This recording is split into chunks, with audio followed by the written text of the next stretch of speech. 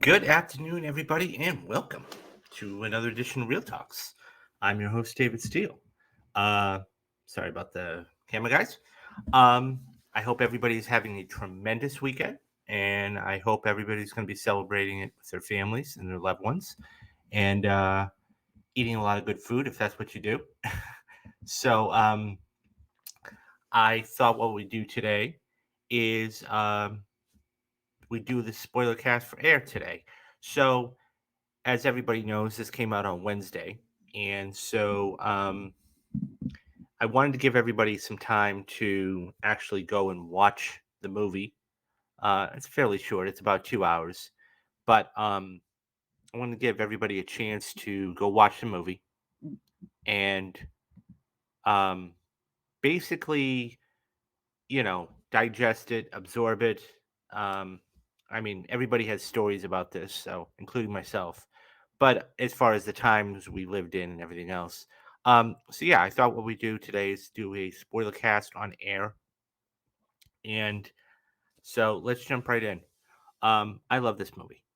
This movie is just Matt Damon and Ben Affleck. Just the whole cast. So I have three or four good points about this that I want to talk about because it's one of those things where this is a he, and when I say he, I mean Michael Jordan. He is a multi generational player. Um, so whether yourself or maybe you have children, or grandkids or whatever, they know of Michael Jordan. He is one of the most recognizable faces in the world, and it's interesting because you know everybody, like I said, everybody has a story. So this honestly though, this is a different kind of movie. This is not a biopic. And I'm sure everybody knows the premise by now, and it was in the synopsis. But when you clicked on it, is it's the backstory. It's how Nike actually came and acquired Michael Jordan going to Nike, and that in itself is a story in itself. And we'll get to that a little bit later because I think that when you know the story behind it and you know what the screenwriter did and how it transpired, it was amazing. So the first thing as I said, there's 4 points. The first thing I really wanted to talk about was the acting. The acting in this movie was superb, and it just it really was amazing. So everybody had a huge moment. Okay, one way or the other, they had a huge moment, and so you could really tell the chemistry between Affleck and Damon. So let's back up for a minute and let me preface it by saying this. Ben Affleck wrote and directed this film. Okay. I'm sorry. He didn't write this film. I stand corrected. He directed this film. He starred and directed in it. Okay. Which is hard enough. So that being said, you could really tell the chemistry between Affleck and Damon. That was noticeable immediately on screen, like they were best friends. So that really helped. For me, this is Damon's second best um, performance. I am kind of partial to Rounders. I love that movie for personal reasons, but it just this is his second best performance, especially the monologue he had at the end, near the end. It was just amazing. Um, Viola Davis. What can you say about her that already hasn't been said? Viola Davis is, well, I mean, look at it this way, guys. She's an EGOT winner. Viola Davis is an EGOT winner. And for all those that are not familiar with the EGOT it's like the Grand Slam in acting. Okay. It tells that you're that multi talented. Okay. So it is an Emmy, it is a Grammy, it is an Oscar, and it is a Tony. And she is one of the few. I mean, you want to talk about rarefied air. This lady, this young woman has it. Um, she was amazing as Dolores Jordan, Michael's father. She didn't have a big part in it, but when she was on screen, she was spectacular. Um, and I can't say enough about this. And it's just one of those things where so the scene that really stood out to me, as I said, everybody had a moment. This was her moment in the film. One of the best moments in this film was the scene where Sonny, played by Matt Damon, so they're trying to find the next big star because Moses Malone and everything else. So they had a couple of draft picks that they were trying to acquire the rights to, and um, Michael Jordan was going in the top five, and they all thought, okay, well he's unattainable. So Sonny, okay, decides that he's going to take it upon himself and do something about this. So he goes down to North Carolina, and his agent at the time, okay, played by Chris Messina, who by the way was great. Um, he was great in this, and even though he had a small part, I mean, the exchanges that he and Damon had, or Sonny had on the phone, were just priceless, absolutely priceless. Um, so he basically goes down, as I said, he goes down to North Carolina, and he speaks to Dolores. Now that is his mother. So when he pulls up, James is there fixing the car, fixing the automobile, and so Dolores comes out and says, why should we listen to you? And so, you know, basically they have a heart to heart here, and it's one of the great scenes of the. I mean, the whole film is fabulous, but this is one of the great scenes. And basically, um, he tells him, he tells her, look, this is how these other meetings are going to go. Um, and he reenacts it for a little bit, but it's just the acting in this film, and it's awesome. And it's not just these three people. I should make that mention. Okay, you have Jason Bateman, you have Chris Tucker, you have Marlon Wayans, who makes a great for the one scene he's in. I loved it when he's talking with Sonny in the bar. Um, yeah, I mean everything about it. This was top notch Affleck, as far as I'm concerned. He was in it, obviously, starred in it, but he was directing it too.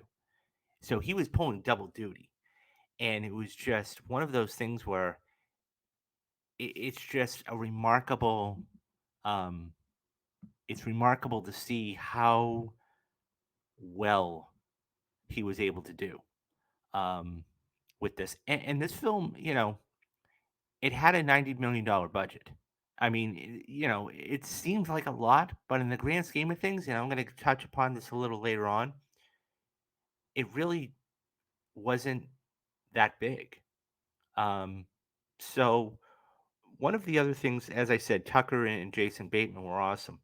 Um, I think we get, even the fact that we get the backstory of Jason, what part of Jason Bateman's character. One of the scenes is where um, Bateman is talking to Sonny, and he basically says, "Look, I know you had great intentions with this and everything else, but we need to kind of dial it back a little bit." And but he said, "I understand what you're trying to do." So now, I should say that Jason Bateman, okay, as I said, was very good in this, and he played Rob Strader, okay, and that was his boss. That was Sonny's boss. So Phil was the CEO, okay. Sonny was, um, worked for Rob, and so the whole basketball division. Chris Tucker, had a great role in itself. And once again, you didn't see a lot of, but when you did, Howard White. And so, one thing I enjoyed right off the top of this movie was, and it clearly reminded me of Steve Jobs, was when we're thrust into this movie, immediately you're getting vibes of 1984. You're getting all of these. You're getting a lot of pop culture references. You're getting the music. You're getting, some items that were maybe even introduced in 1984, like games and toys, and even the Apple Macintosh is in there. Um, so there were a lot of cool things about it, and that was one thing that really stood out to me. Now, obviously, it's a period piece, right? I mean, we are back in 1984 here, so it has to be authentic in that respect. Um, but yeah, the acting was just that the backstory we got of Jason Bateman's character was just enough. It wasn't overbearing, and it wasn't like, oh my god, we need to go deeper and deeper and deeper and deeper into this. So yeah, the acting was just superb, and just there's not enough superlatives to have to talk about the acting. So let's move on real quick and let's talk about the directing. So now we have the acting. Let's move on to the directing. So point number two for me was the directing. Affleck did a great job. Now, obviously, is this Argo? No. I mean, Argo is his master class, and that's always going to be what he's known for. I mean, this was his fifth or sixth film, okay? Gone Baby Gone, Argo, The Town, things like this, Air now. And it was just small enough that it wasn't too overbearing, okay?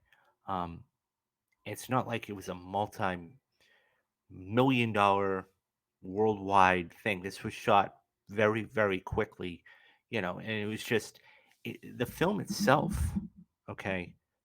The film itself is only 111 minutes or an hour and 41 minutes. So it's under 2 hours. And in that in itself, it goes by very, very quickly. Um, but yeah, so like I said, the directing, this is his fifth or sixth film, as I said.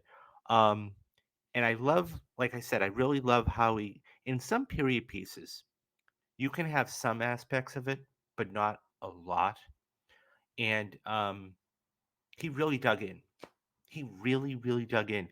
A la Steve Jobs. I'm going to reference that again because in that um, context, you saw everything, a lot of the news stories, you saw, headlines, you saw pop culture references, you saw everything from 1984. And I got to say one more thing, and I didn't write this down, but the soundtrack. The soundtrack was amazing. That was one of the best soundtracks, and I'm thinking to myself, as I'm watching this movie, I'm thinking to myself, they must have paid an arm and a leg for all of these original, because they were the original songs from the 80s. And I'm thinking, I can only imagine what the market, and that's probably honestly another reason why the budget was so high at $90 million, because he wanted authentic, right? There was not one song that was played in this film that was not a cover. It was the original song, and that is so vitally important because you can have um, you can have a song put into a movie, okay, and if it's a cover, then people are going to say, "Oh well, you know, they didn't have the right amount of money for it." But this one was was awesome, and I loved it. I mean, that's what made that's what really gave this film the authenticity, right? Um, bear with me for a minute. I'm just trying to come up with. Um, I'm trying to get for you guys. I want to list some of these songs because this just shows you what I'm talking about. Okay, so we have, as I said, these were all authentic. Okay, you had Legs by ZZ Top. Okay, you have um, okay, so you have um, I Can Dream About You by Dan Hartman, Taking Breath, Breathing the Night Away. Um, just all of these different things. It's just there were a lot of original songs in there, and I think that's why this budget was as high as it was. Because these stars, look, you have three Academy Award winners in there. You have Matt Damon, you have Ben Affleck, and you have Viola Davis. So, but the director, and so the other thing too, I wanted to touch upon about the directing was this was the very first venture, okay, for artist equity. Um, Matt Damon and Ben Affleck's production company. Now, Amazon was the one that did this, um, and Warner Brothers distributed it. Okay, so that's something to be said too. But it's one of those things where when you get this kind of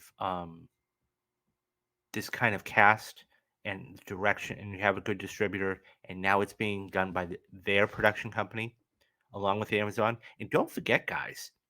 Okay, just about a month ago, they had Creed 3 come out. Not for artist equity, but Amazon.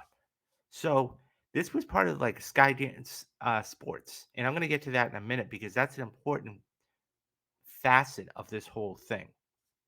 Um, which leads me into the third portion of this, okay, and that is the screenplay. The screenplay, okay, um, was incredible, and so I'm going to show you a couple other pictures here. So this is um, let's go down here. So this will actually load. Bear with me, guys. So let's try another picture here. So I don't know why this isn't okay. So essentially, okay, the screenwriter, okay, was a no name. Okay, his name was Alex Convery, and um, so okay, there we go. Um, yeah, it was a bit slow there. Um, but getting back to what I was saying, um, sorry about that, guys. So what ended up happening was, I mean, that's a shot of Sonny on the phone talking with Jordan's agent and Messina, okay, where he's basically having a conversation to try and find out where the meetings are going to be because he's trying to set up a meeting because originally Nike did not want to give him a meeting. So getting back to what I was saying about the screenplay, so this was done by Alex Convery, okay, and Alex is was in isolation like everybody else for COVID. And the story goes that he um, was watching The Last Dance. Now, that is the ESPN award winning documentary that was about essentially the last championship of the Bulls.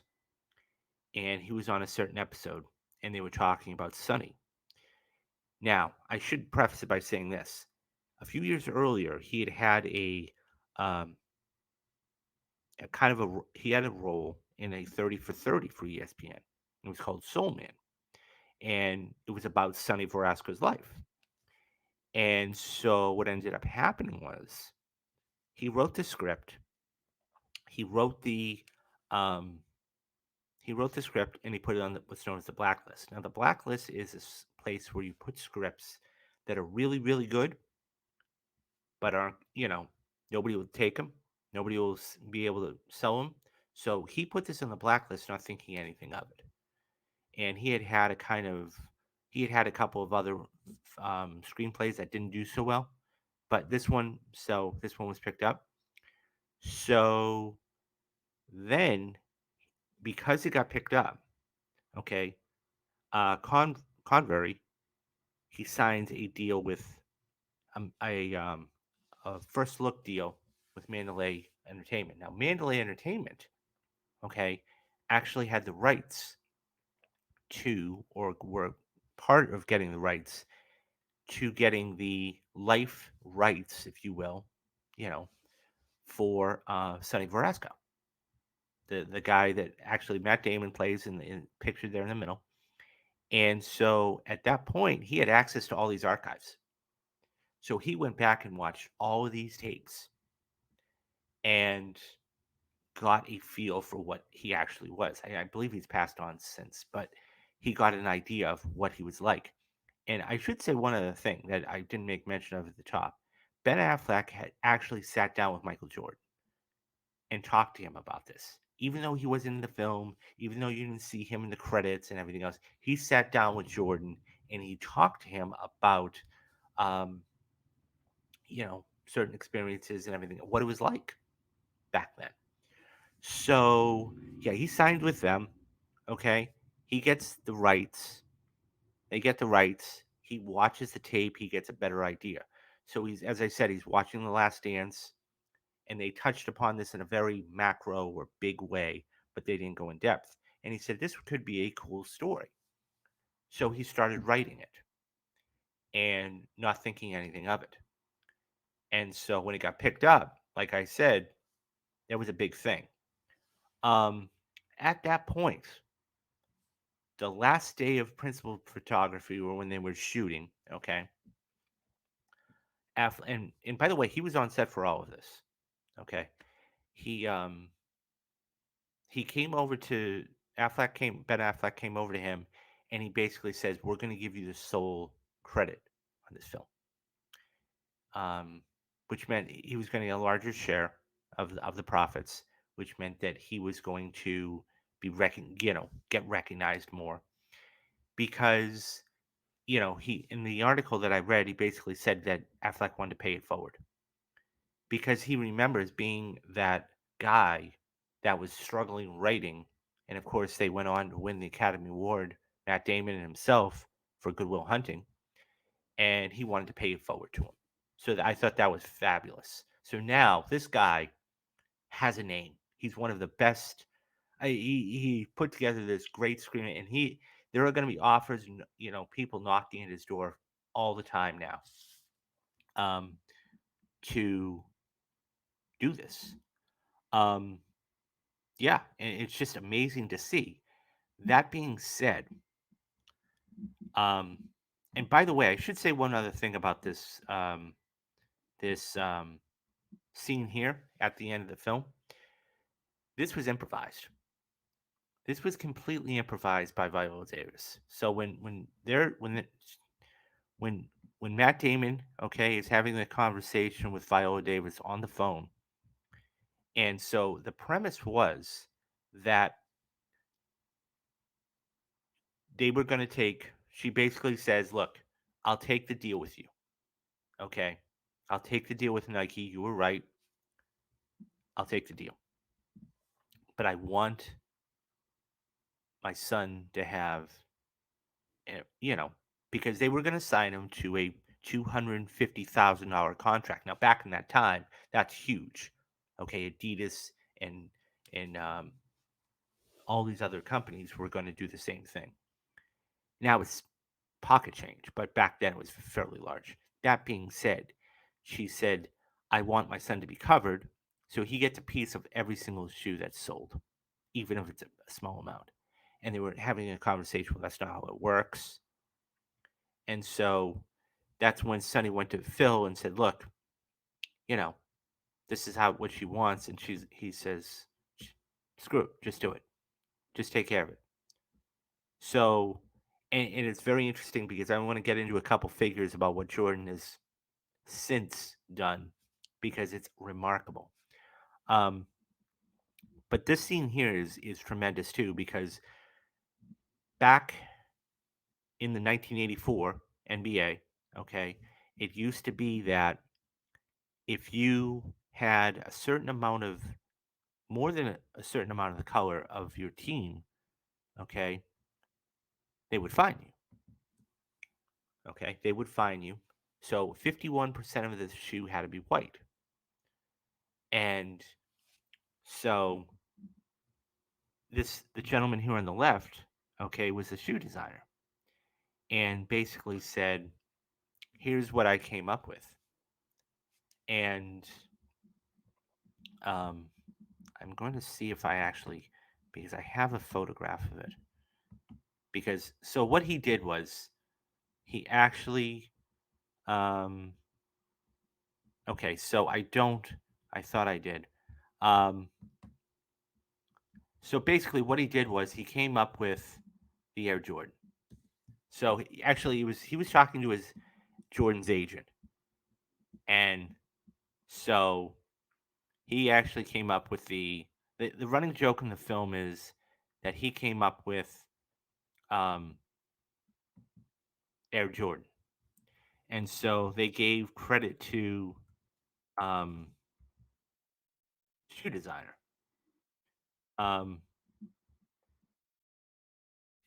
and so yeah, it was kind of it was a very funny sequence, um, but nonetheless,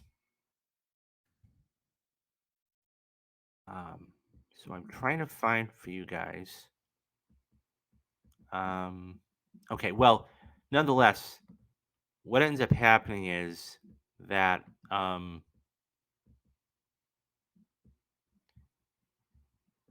okay, well, I can't locate it at the moment. So he comes up with a really cool shoe.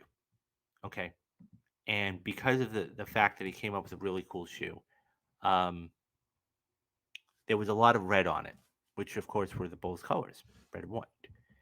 And so they were going to fine him $5,000 for every time per game for every time he wore the shoe. And so Jason Bateman's character and says, "What if we just pay the fine?" So, unbeknownst to Phil, of course, they said, "Fine, make the shoe." So this is the introduction to their Jordan, which you see there, and it was just spectacular. So you can Google what the Air Jordan original one looks like. Um, it's my guess is, and I'm not a shoe collector, so I don't know.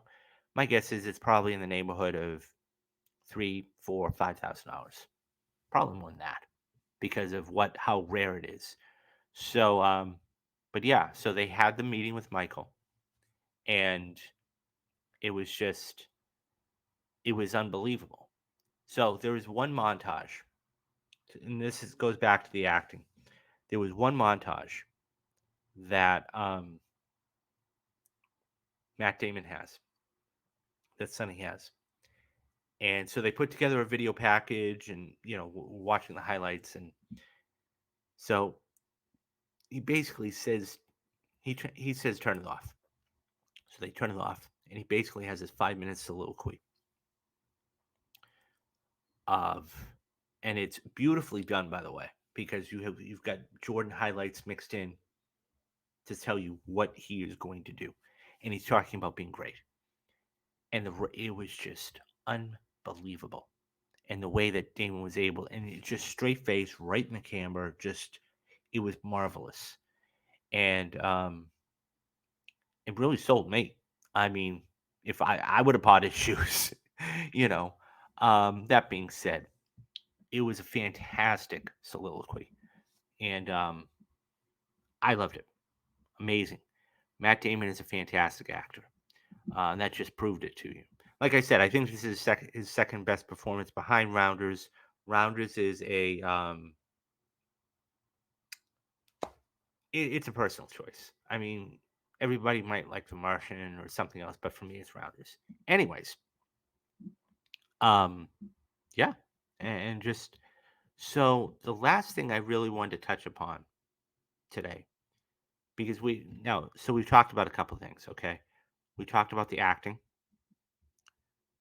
and we talked about the directing. Okay, and and we've touched upon the screenplay. And the last thing I want to do is touch upon the legacy, because this changed the game, literally and figuratively. So because of this, okay, because of Michael Jordan getting a piece of revenue off of every single shoe that was sold with his likeness on it, um, he was set for the rest of his life. Okay. He was set for the rest of his life. He never had to worry about anything. Now, basically, what this did is number one, it put Nike at the top of the mountain. Okay, this put Nike at the top of the mountain. Any Nike is now the perennial number one shoe that anybody will go to. Okay, it's not Reebok, it's not Adidas, it's not Converse, it's Nike, and that it's a sign of elite. Okay, you know, they even make a reference to this slogan where, you know, Matt Damon and Jason Bateman were walking in the office and says, "You know how the slogan got made?" Now, I don't know this to be true. You guys can Google this and tell me. Leave me your thoughts down in the comments about that. And he says, "Yeah, it was, you know," he's like, "No, how?" He's like, "A guy was being executed for the firing squad." And he says, "Just do it." And he's like, "Really?" He's like, "Yeah." Now, I don't know that to be true. I think that's probably a little exaggerated, but um, so I'm taking that with a grain of salt. Okay. That being, I mean, they did do the research for this film, so I don't know, to be absolutely honest. Anyways, I go back to it. Um, but his legacy is every single piece of Jordan clothing, shoe wear, hats, keychains, everything. He gets a piece of. Now, because of this one brand of shoe, it was genius because, as the designer said, or I think it was Sonny that came up with the idea. He was watching highlights of Michael Jordan's final shot in 1982 when he won the championship, and he saw something, and it was like that aha moment. And so he goes in and he talks to Phil about it, and and basically talks to Jason Bateman's character about it, and he says that he's looking for the ball. He wants it. He's got that eye of the tiger. Ironically, eye of the tiger. I mean, the song didn't play by Survivor, but at that time, Eye of the Tiger was a big thing back in 1984. Um, Nonetheless, they sold him. You know, he sold everybody on the idea. So when that happens, and so he has a legacy though. So I mean, he is the most recognizable, probably the most recognizable player in the world, more than Magic Johnson, more than Larry Bird, more than Michael Jordan. So in this scene, this final scene here, we're gonna go back to this final scene when they're talking, and she says, and it was a brilliant line, and he says, "A shoe is just a shoe," and her ad lib line was, "A shoe is just a shoe until my son steps in it," and like, whoa, okay, and so the rest is history. Now, I wanted, to, like I said, Jordan is now a worldwide brand. It's not just a shoe brand, it's a worldwide brand, okay? You can buy t-shirts, you can buy duffel bags, you can buy keychains, you can buy socks, any single clothing apparel you can think of, boxers, no kidding, I'm not kidding. Any single piece of clothing you can imagine, you can buy. He is a brand. Um, I wanted to read a couple numbers because it was interesting. And it just goes to show you how much money this one deal made.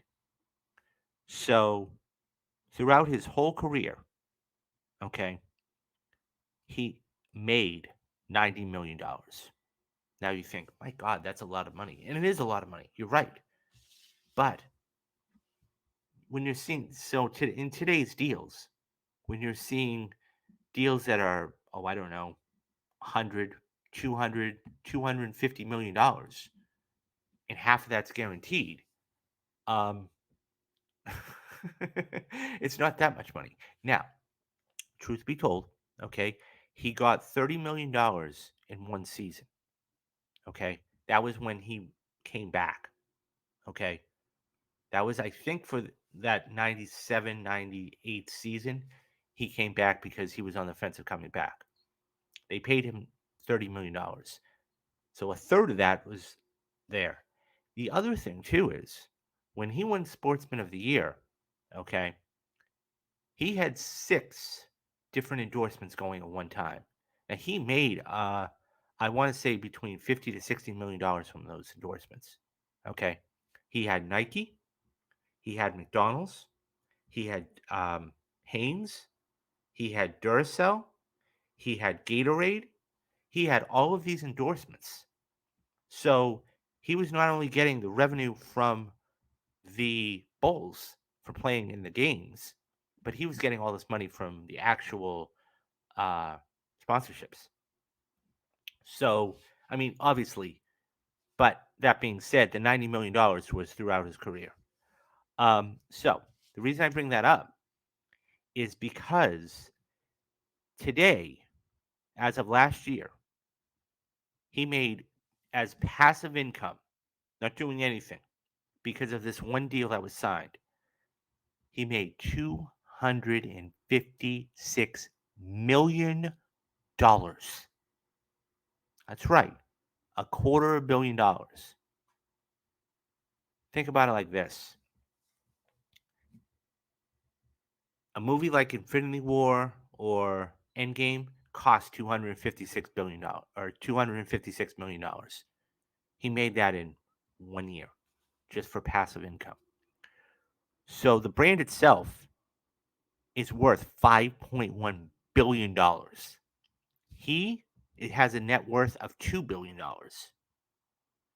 And every single year, for every single Michael Jordan shoe that is sold across this country right now, today, as I'm doing this spoiler cast, okay, he gets 5% of every single shoe sold. Every single, and you have to believe, okay, you have to believe that because of the success of this movie, Jordans are going to skyrocket. They're going to be sold at a feverish pace. Um, and it's just astounding to even think about. Now, that all being said, the man is set for the rest of his life. He never has to worry about money. I mean, that's why he's able to go buy an NBA team. Okay. Uh, Not only that, though, he's been an ambassador to the game. Okay. He has been just an absolute amazing player. I remember Jordan. I'm 47, so I remember the Michael Jordan years. Okay, I can't was like right in his prime. I remember '91 when they beat the Lakers, and that was the big thing. Um, Michael Jordan is arguably not only the greatest player of this generation, and I say that because there have been a lot of great players, right? Larry Bird, Magic Johnson, Isaiah Thomas. I mean, I could go on and on and on. He's the only man to make a brand of himself. Now, don't get me wrong, Magic Johnson's a billionaire. Okay, he never has to worry about money again.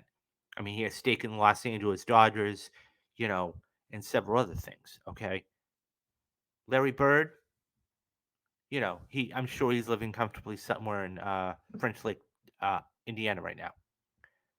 Um, Isaiah Thomas is on the NBA Network, so he never has to worry about money. But that being said, Jordan is the only player to be able to capitalize on not only his likeness but his popularity. And so there's another whole facet to this, and I want to bring this into play because what Sonny did, okay, is not only land Michael Jordan and Nike, But a couple years earlier, okay, he helped what we have now known as the NIL. Okay, so back in 2008, okay, there was a big lawsuit between Ed O'Bannon and the NCAA. And in this lawsuit, what they talked about was O'Bannon was basically saying, look, I'm getting no money because EA Sports, okay, or the NCAA is making money from using my likeness. And this went back and forth for several years. Should we pay college athletes? Should we not pay college athletes? What you know? What sports should we pay? What sports shouldn't we pay? How much money they should get? A whole boatload of things. Couple of years. So he was an advocate. Okay, he was an advocate that they should get paid. Okay, a couple of years later. Okay,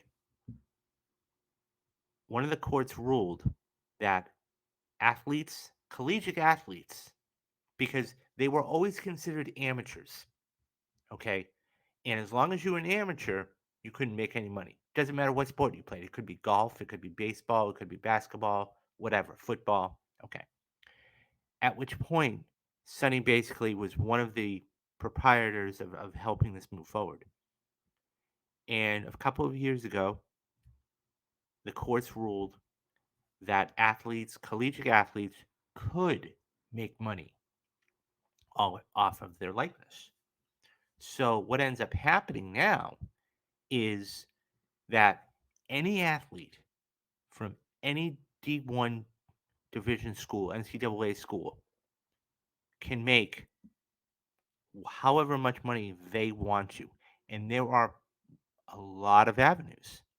Okay, one thing about it was before is you couldn't go out and get a job because they wanted you to, stick to your studies. And that was a joke. But what a lot of these athletes are doing now is they're going on with a website out there. It's called Cameo. And anybody who's familiar with Cameo, okay, knows that you can have actors and musicians and internet celebrities and everybody.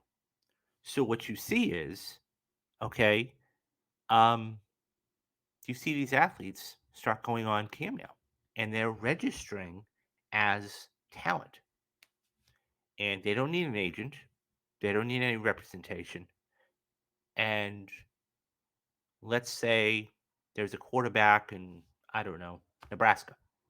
That's a fairly popular quarterback. Now, he can charge whatever he deems he wants. Let's say it's $75.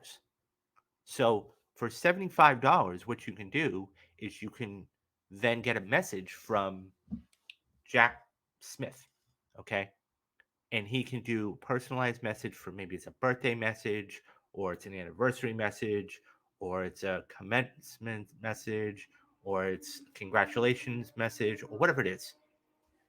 And you pay, so then that athlete will, and I don't know all legit, I can't imagine it all goes to the athlete, but a lot of it does. And they get paid. So let's just say myself, okay, what I could do, okay, not that I'm that big yet, hopefully, but um, I could register as talent on Cameo, okay, and I go through the process, and once I'm approved, okay, I then say how much you want to charge. $15. Okay. So for $15, I can actually give them a little 90-second message. They give me all the details about whatever it is, and then I'll write something up and do like a 90-second message and send it out to them, and I'll get a piece. So what I'm getting at is Sonny Verasco was extremely instrumental in not only landing Michael Jordan and Nike, but helping athletes in general. And that's huge because we now have the NIL rule, okay, which allows athletes of any sport in collegiate, you know, amateur sports to make money. And that's a big, big thing, moving down the road. Um, so it's one of those things where boy, it's something else. I mean, you see, the, what he's able to do, and it's just this one guy basically changed the sporting industry. I mean, uh, you know, I mean, not only did he, I keep saying it, but Nike was able to land Jordan, and he did this outside. It was unbelievable. Um, so it led me to a couple of questions, though. Okay, one of the major questions I was thinking is if this was so successful, like I said, now this is not going to make its whole budget back. Let's be honest. Okay, it's going to make 16 or 17 million dollars this weekend because it got crushed by Mario, and you know. But I think it's going to do very well next weekend because the rage of it is over. But it got me thinking: could, because they do have their own production company, right? Could Affleck and Damon then tackle something else? Another worthy type of business like movie, like a Moneyball, for example. Okay, that movie was not about baseball. It wasn't a biopic of Billy Bean. It was the business side of it. How did Billy Bean go from being the general manager of the A's, which he still, believe he is, to basically going and doing and revamping not only how his baseball team played, but how the whole sports played. I mean, we have pitch counts today. We have, you know, all these different strategic moves. Part of that was because of Bean and what he did. But it's the business. Could you see them tackle other business like movies like this? Because they are out there. I mean, I was saying this the other day in a space. And by the way, guys, if you want to if you'd like to follow me on Twitter, it is and it's kind of small right now. Let me get the let's go full screen here. You can follow me right down there at Wannabe Rounder on Twitter. I'm doing spaces quite frequently. Um, I'm always on Twitter, answering questions about movies. So yeah, definitely, guys, go hit me up, and we can definitely talk or even follow me. So back to that though, I'm wondering if they wouldn't tackle the one movie I would love to see, and I don't think they might. I mean, I was watching something today. So today is Saturday. By the way, happy Easter to everybody, to all those that celebrate Easter out there for tomorrow. Um, so Tiger Woods, this is Masters Week. Um, I was watching a program with Jack Nicklaus and Tiger Woods and the current champion Scotty Scheffler, and it was pre-recorded. But it got me into thinking, and I know there's a Tiger Woods documentary on HBO Max right now. It got me to thinking, hmm, could they tackle the Tiger Woods story? I would love, personally speaking, I would love to see that because everybody loves a redemption story. Everybody. Doesn't matter what sport, it doesn't matter who it is, they love. They absolutely love a redemption story. And that man has gone through hell and back. And not I'm not condoning any of his actions or anything else. What I'm saying is for the longest time he was extremely successful and then it all came crashing down. Okay? And you had, not only his physical ailments but outside the professional world, and he was a mess for like 4 or 5 years. And then he had several knee surgeries, and it was just one thing after the other, and you thought this guy would never be able to do anything again. And he came close in a couple of majors a couple years ago, and then of course in 2019 he did what nobody else thought he could do, and that was win the Masters. I would love, I would love to see a Tiger Woods story that was done right. And who knows? Maybe the screenwriter maybe the screenwriter actually tackles that. Maybe not. It's just a thought because once you get in a niche, okay, um, you want to stay in that and do it. And I think this could be his niche. I think this could be his niche, you know, type of screenplay. And look, there are plenty of those out there. Look at Moneyball. Look at a couple of others, and they're out there. I mean, of course, Moneyball was done from by Aaron Sorkin, but so hard to compare. But nonetheless, I think that that would be a fascinating movie. Anyways, yep, that's about it, guys. That's all I have as far as personal things are concerned. Um, as I said, I watched Michael Jordan growing up. Best basketball player I've ever seen in my life. I mean, I know we've got LeBron James and we've got, all of these other players out there. For the will to win, for the will to get things done. Um, Kobe Bryant was in, God bless his soul.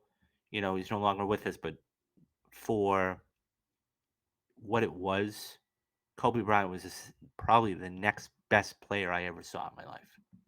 Unfortunately, I never got to see him live, neither Jordan. However, that all being said, um, I remember that run. That just you'll never see it again. The only time you ever saw that was back with Bill Russell and Havlicek and Cousy and everything else. But I mean, to win, they could have won if he had not retired, if he had not stepped away from the game, and there were many rumors about why he stepped away from the game. And look, he lost his father, and I get it. Um, the fact is that they could have won 8 championships. They could have won 8 championships, hands down. 8 consecutive championships, no doubt in my mind. Um, that being said, you had Houston step in when the titles in those couple of years, but the greatest basketball player I've ever, and not to mention that he has multiple gold medal. I mean, he has so many accolades. I could be here for hours listing them. Okay, I'm not going to do that. Go look into the life of Michael Jordan. Whether you've seen the movie or hasn't seen it, go look into the life of Michael Jordan because I think that when you look into it and you see what has happened in his life, you go, wow. You take a step back and go, my God, this man's been through hell and back, through a lot of adversity. And, you know, but yeah, I love this movie. I love this movie. The only one criticism I have, it's the only criticism I have, it's near perfect. The only criticism I have about this movie is they use that 360-degree shot about 5 or 6 times in that movie.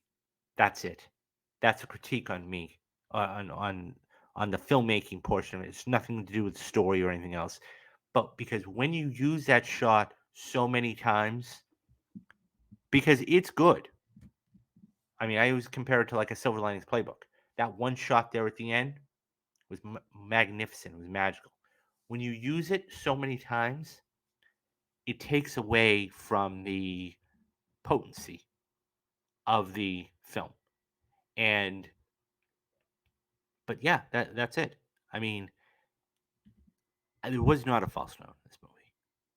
I'm only ashamed it didn't make more money. And I think that if they decide that, if Affleck and if Affleck and David decide that they want to do another film like this with, Amazon backing and everything else, this is going to make a lot more money. They were just they just got crushed by Mario.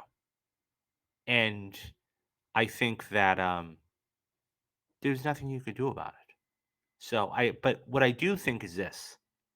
I do think this is going to do very well next weekend. Okay. It's going to make about 17 or $18 million this weekend. I think it's going to do very well this weekend. And I mean, depending on how The Covenant does, you know, directed by Guy Ritchie, coming out, I think, next week, this could really do good business. So it's only up in here, and then don't forget this is going to be on Amazon Prime in probably, I don't know, 6 weeks, 2 months. So it's gonna if you didn't catch it in theaters, guys, you're gonna be able to watch it on Amazon Prime with an Amazon Prime subscription, and it's a fantastic. What? It's 90 minutes. You know, um, so yeah, it's a fantastic movie. I love it. I hope they stay on this. And congratulations to not only the cast and crew of this film, but congratulations to Alex Convery because he is now in Hollywood. He is now in Hollywood. You're going to see him have a lot more job offers. Okay, guys, that's it. That's all I got for air. Um, but I just wanted to share my thoughts on the film and a couple things coming up. Mainly the big thing. So tomorrow we have Easter. As I said, happy Easter to everybody that celebrates it. Um, we'll be back on Monday. I'll be back on Monday with a show. Um, I am looking into, and I think I'm going to sit down tonight and watch it, the first one, and get this ready for you guys. I am going to be doing a Mission Impossible rewatch of all of the films until Dead Reckoning Part 1. So, as it stands right now, it's going to be every Friday. You're going to get a release. Okay. Mission Impossible. So, it's going to start in the beginning of June. Okay. So, Mission Impossible is going to be June 2nd. Mission Impossible 2 the 9th. Mission Impossible 3 the 16th. Mission Impossible Ghost Protocol the 23rd. Mission Impossible Rogue Nation the 30th. And then Mission Impossible Fallout on July 7th. And that will lead right up to Dead Reckoning. So you guys are going to be getting my thoughts about all of those movies. And yeah, stay tuned. We've got a ton of stuff coming up on the channel for the rest of this year. Lots of spoiler casts, lots of shows, a couple interviews here and there. And as I said, guys, be on the lookout. Go follow me on Twitter. Be on the lookout because I will do spaces. And once I do a space, then you know, you'll see it. You should see it pop up, and then just come join in. Okay, guys. So take care of yourself. Do the three things you need to do. Be careful, be safe, and have a great holiday. And I will see you back here on Monday. I'm David Steele, and you have been watching Real Talks. Bye bye, guys.